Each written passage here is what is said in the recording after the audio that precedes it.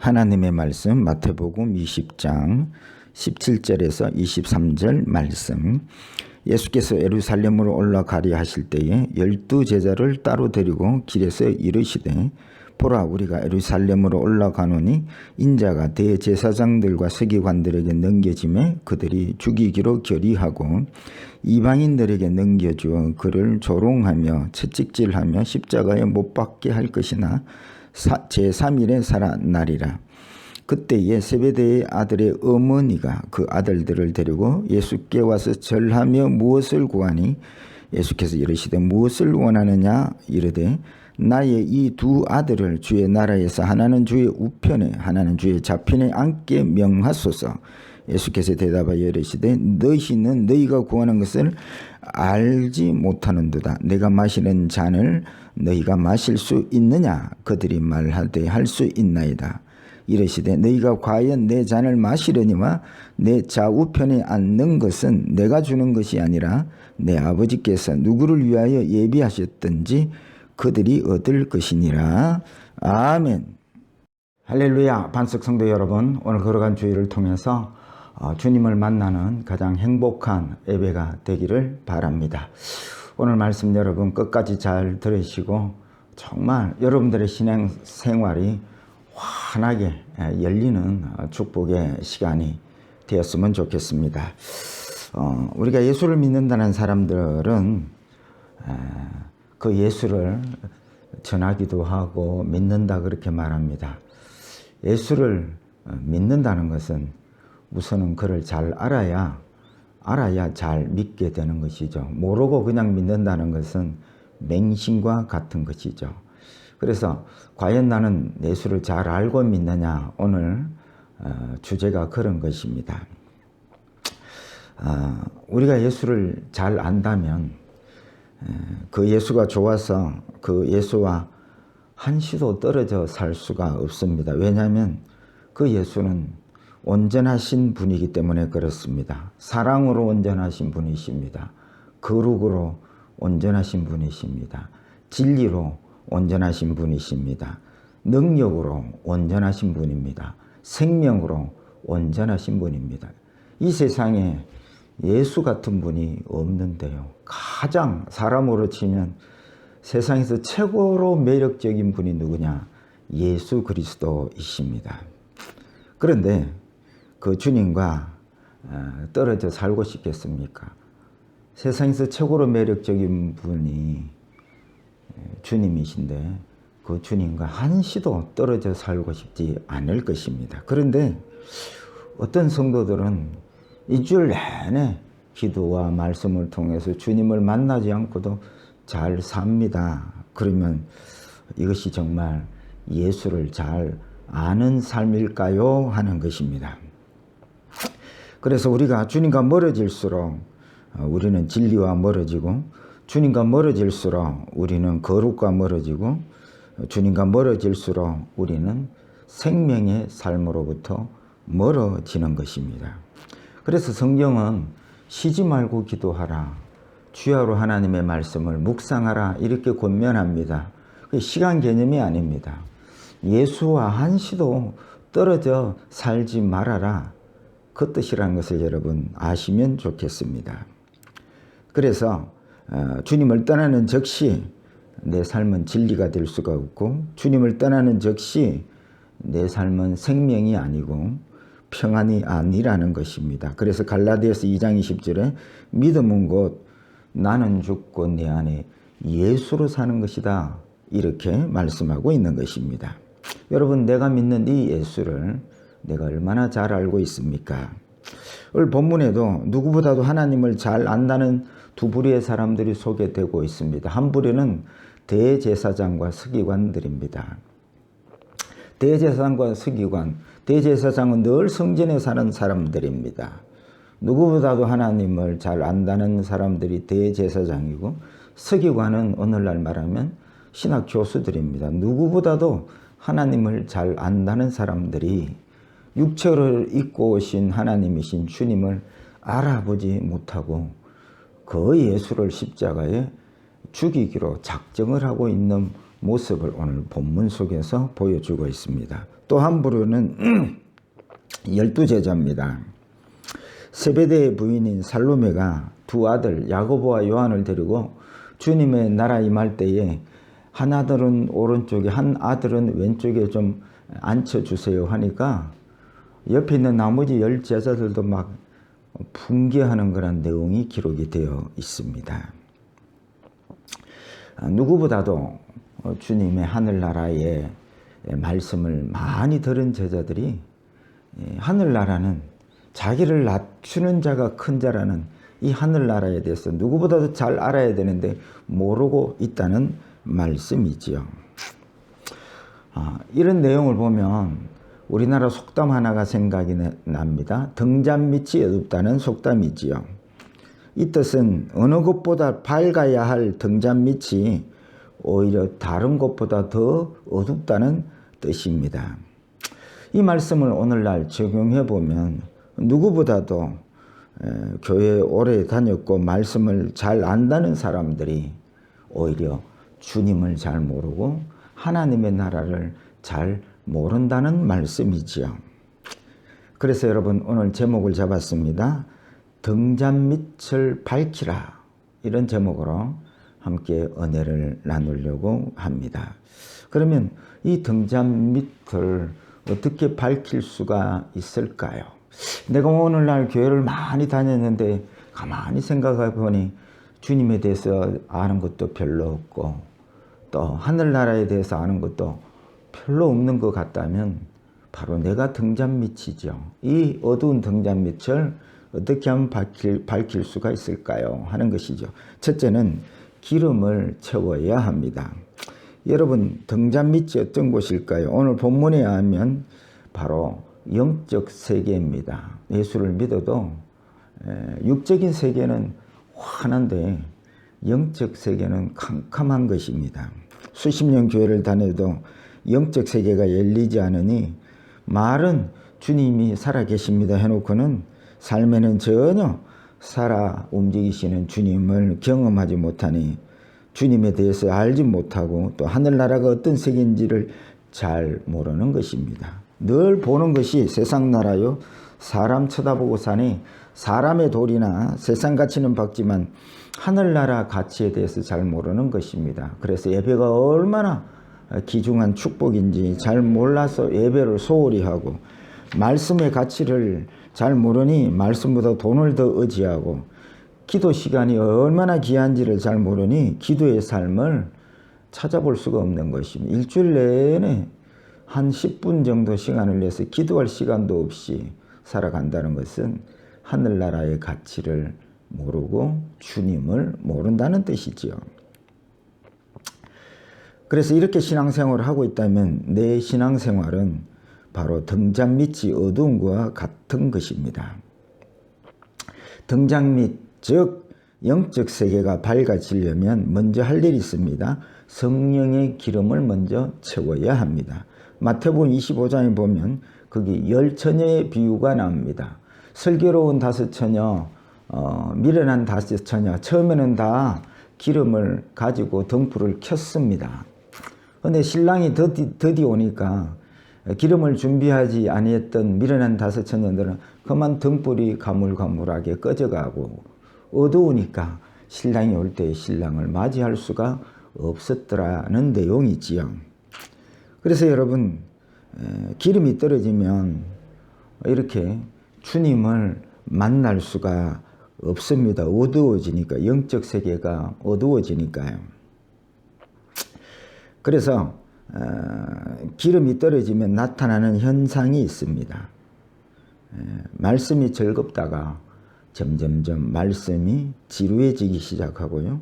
기도를 뜨겁게 하다가 점점 기도의 열정이 사라져 가는 것입니다. 이유는 성령의 기름이 떨어질게 영적 세계가 이제는 점점 어두워지고 처음에는 기름으로 미련한 5처녀나 슬기로운 5처녀나 처음에는 기름이 있었습니다. 불을 켰습니다. 점점 영으로 시작하다가 기름이 떨어지니까 육으로 바뀌는 것입니다. 영적 세계가 점점 닫히고 어두워진다는 것입니다. 그래서 주님께서 누가복음 11장 13절에 너희가 악할지라도 좋은 것을 자식에게 줄 줄 알거든 하물며 너희 하늘 아버지께서 구하는 자에게 성령을 주시지 않겠느냐 하시니라 말씀하십니다. 여러분, 성령의 기름이 떨어지면 신앙생활이 점점 재미가 없어집니다. 이게 성령의 기름이 떨어지는 현상입니다. 그래서 주님은 구하라 그리하면 성령을 선물로 주지 아니하겠느냐. 또 주기도문에도 일용할 양식을 주옵시고 하고 기도하라 하십니다. 날마다 성령과 날마다 하나님의 뜻인 말씀을 구하라는 것입니다.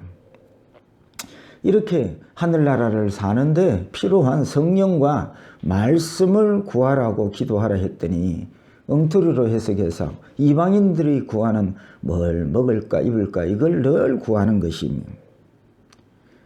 그러니 영적 문이 닫히고 주님을 보지 못하니 당연히 주님을 알지를 못하는 것입니다. 주님이 얼마나 귀하신 분인지 아름다우신 분인지 알지 못하니까 점점 주님과 멀어지고 그렇게 되는 첫째 원인은 알지 못했습니다. 기름이 점점 떨어지니 어두워져서 그런 것입니다.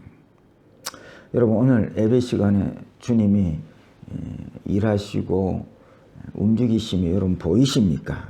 그렇지 못하다면 내 성령의 기름이 다하여서 내 영적 세계가 어두워져서 그렇습니다.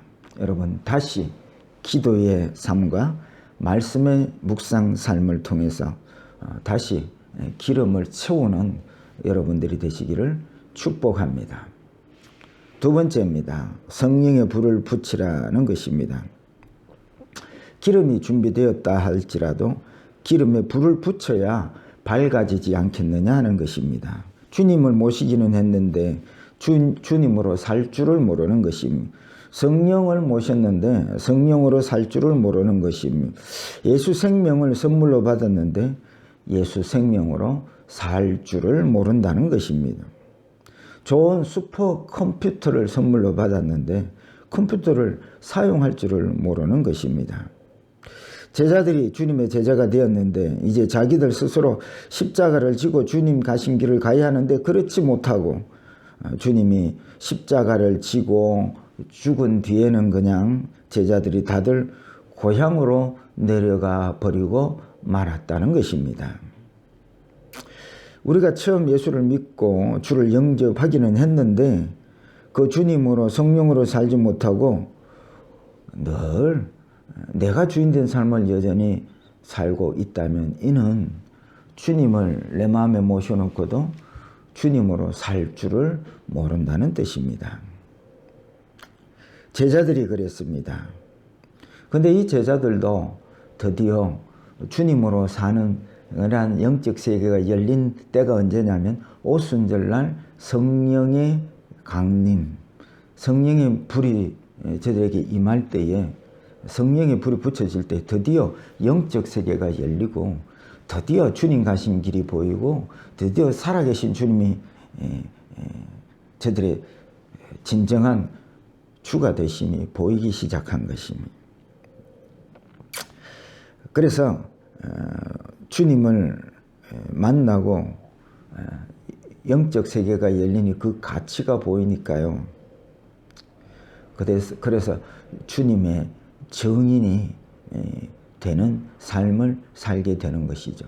그러니까 권능을 받고 그것이 여러분 성령의 불이 및 영적 세계가 활짝 열린 것입니다. 그래서 그 부족함이 없는 주님의 세계를 보고 그들은 드디어 그 주님을 본 바요 또 주목한 바요 만진 바가 되니까 이 주님의 증인, 지난주에 말씀드렸듯이 증인은 보아야 되고요, 만진 바 되고요, 경험 바 되어야, 직접 들은 바가 되어야 증인이 될 수가 있지요. 그래서 영적 세계가 열리니 그들은 드디어 복음의 증인이 되는 삶을 살게 된 것이죠. 그래서 보았으니까 목숨 걸고 복음을 전하는 자들이 되었습니다. 여러분, 주님께서 성천하시기 전에 제자들에게 땅끝까지 이르는 내 복음의 증인이 되어다오, 이 명령이 제자들에게 향한 마지막 명령이요, 오늘날 우리들을 향한 주님의 명령이십니다. 날마다 성령의 불을 구하고 영적 세계가 열려서 살아계신 주님을 만나고 그 주님을 증거하는 복음의 증인된 삶을 사는 성도들이 되시기를 축복합니다. 세 번째입니다. 주의 이름으로 가라는 것입니다. 세 번째, 등잔 및 어두움은 복음의 증인된 삶을 살지 못하는 삶을 뜻하는 것입니다. 여러분, 전도를 초신자가 잘할까요? 오래 신앙한 기신자가 잘할까요? 초신자가 잘합니다. 왜 그럴까요? 초신자들은 겁 없이 전도를 하기 때문에 그렇습니다. 그런데 기신자는 뭐 전도 훈련도 받고 이리저리 뭘 훈련을 많이 받았는데 전도를 못합니다. 왜 그렇습니까? 이리저리 생각이 많아요. 재고 재다가 전도를 못하는 것입니다. 그래서 등잔 밑이 어디냐? 교회는 오래 다녔는데 누구보다도 전도를 잘해야 되는 줄 아는데도 그렇게 전도를 못하는 그 사람이 바로 등잔 밑이라는 것입니다.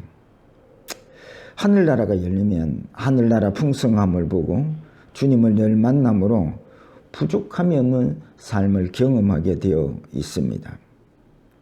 그리고 세상을 쳐다보면 세상이 온통 어두움이며 죄악의 삶인 것을 보게 됩니다. 목자 없는 양같이 유리하며 방황하며 기진하여 쓰러질 정도로 그렇게 세상을 살아가는 사람들이 눈에 들어오는 것입니다. 그래서 하늘나라가 열린 사람들은 이 세상 나라의 사람들을 볼 때에 애통하게 되는 것입니다. 이게 하늘나라가 열린 사람들의 고통입니다. 애통하는 자는 복이 있나니. 그래서 여러분, 마태오종의 8복은 다 영적 세계에 열린 사람들의 신앙의 삶의 모습이라는 것입니다. 그러니까 하늘나라에 부족함이 없는 생명의 삶을 살다가 예수 없이 목자 없이 유리방황하며 기진하며 이렇게 어두운 가운데 사는 자들 보면 견딜 수가 없는 것입니다. 그게 애통하는 자들이고, 그래서 전도의 삶을 살지 아니할 수가 없는 것입니다. 주님께서 성천하시기 전에 제자들을 불러 모으시며 말씀하십니다. 마태 28장 20절에 내가 너희에게 분부한 모든 것을 가르쳐 지키게 하라. 볼지어다 내가 세상 끝날까지 너희와 항상 함께 있으리라 하시니라. 또 요한복음 14장 26절에 보혜사 곧 아버지께서 내 이름으로 보내실 성령 그가 너희에게 모든 것을 가르치고 내가 너희에게 말한 모든 것을 생각나게 하리라. 요한복음 14장 13절 너희가 내 이름으로 무엇이든지 구하든지 내가 행하리니 이는 아버지로 하여금 아들로 말미암아 영광을 받으시게 하려 함이라. 또 주님께서 제자들을 전도 보내시면서 마태복음 10장 9절 이하에 너희 전대에 금이나 은이나 동을 가지지 말고 여행을 위하여 배낭이나 두보롯이나 신이나 지팡이를 가지지 말라. 이는 일꾼이 자기의 먹을 것 받는 것이 마땅함이라. 그러니까 전도할 때 뭘 말할까 염려하지 말라는 것입니다. 그가 예수를 믿을까 안 믿을까 염려하지 말아라. 믿고 안 믿고 하는 것은 우리들의 능력이 아니고 성령께서 하신다는 것입니다. 그리고 돈 없어도 학벌이 없어도 된다는 것입니다. 내 이름으로 가라. 담대하게. 네가 만난 예수를 증거하면 된다. 이렇게 전도하는 우리를 세상 끝날까지 함께해 주신다고 말씀하고 계십니다. 주님을 만나보고 싶으십니까? 그러면 전도 현장에 우리와 늘 함께 하시는 주님을 언제든지 만나게 될 줄 믿으시기를 바랍니다. 여러분, 전도가 안 되시는 분 따지지 말고 주님이 함께 하심을 믿고 담대하게 전하면 됩니다. 그래서 전도에 미련한 것들로, 그래서 우리의 아름다운 말과 똑똑함이 아니라 전도에 미련한 것들로, 그것이 바로 뭘까요? 성령으로 한다는 뜻입니다. 이번 기회에 이 전도 못하는 등잔 밑이 환히 밝아져서 이제는 만나는 사람마다 복음을 전하는 정인된 삶을 살기를 축복합니다. 말씀을 맺고자 합니다. 우리는 오늘 내가 예수 믿는다면서도 정작 예수를 알지 못하고 하늘나라 가치도 모르는 내가 바로 서기관과 제자들과 같은 등잔 밑이라는 사실을 깨달았습니다. 이제 날마다 성령의 기름을 구하고 성령의 불을 밝히시고 그래야 이제 날마다 살아계신 그 주님을 만남으로 하늘나라 가치, 천국의 놀라운 축복들을 이 세상 나라 사람들에게 증거하며 살아가는 우리 반석교회 성도들이 다 되시기를 주의 이름으로 축복합니다.